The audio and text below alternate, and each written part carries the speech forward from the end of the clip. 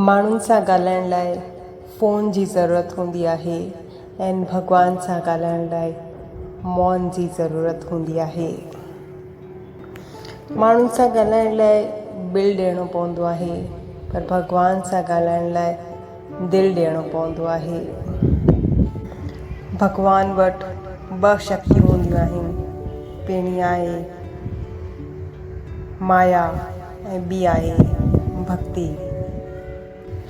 जॾहिं केरु भॻवान वटि वञी पंहिंजो सर झुकाईंदो आहे, भॻवान पुछंदा आहिनि तोखे छा खपे, माया या भक्ति?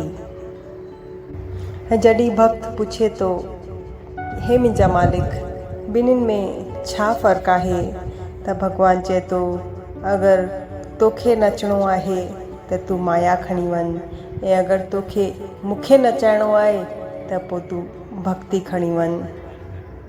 छो त जीव जंहिंजे वश में रहे हू आहे माया, ऐं भॻवान जंहिंजे वश में रहे हू आहे भक्ति।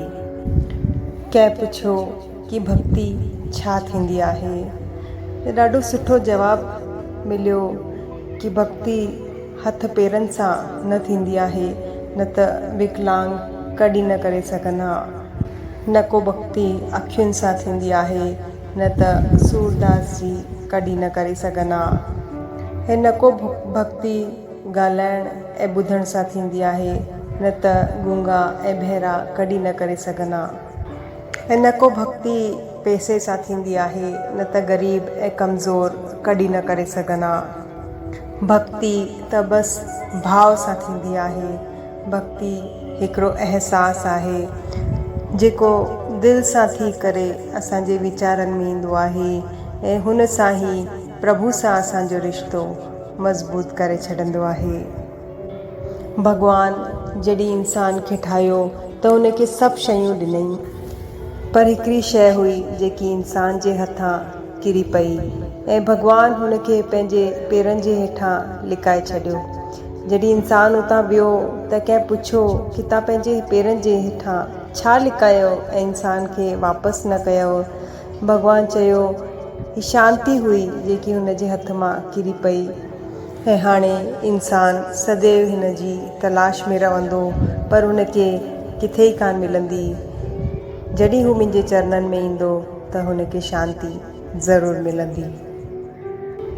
अॼु बि मनुष्य जो स्वभाव इहो ई आहे कि सुख में कॾहिं भॻवान खे यादि न कंदो आहे, ऐं जॾहिं दुख ईंदो आहे त सभिनीनि खां पहिरीं भॻवानु यादि ईंदो आहे। कंहिं पुछो इंसान भॻवान खे कॾहिं यादि कंदो आहे, त ॾाढो सुठो जवाबु मिलियो कि धर्मात्मा खे हर समय, पापी खे सिर्फ़ मृत्यु जे समय, ग़रीब खे बुख लॻे तॾहिं, पैसे वारनि खे बीमारी में, ऐं कंजूस खे पैसो गुम थियण महिल, किसान खे बरसाति न पवण जे समय, ऐं व्यापारी खे नुक़सानु थियण जे समय। इंसान बसि मुसीबत में ई भॻवान खे यादि कंदो आहे। तॾहिं चवंदा आहिनि दुख में सिमरन सभु करे, सुख में करे न कोई, जो सुख में सिमरन करे तो दुख काहे को होए। त हमेशा ख़ुशि रहो, खिलंदा रहो, खिलाईंदा रहो, कॾहिं पंहिंजे लाइ कॾहिं पंहिंजनि जे लाइ। जय झूलेलाल।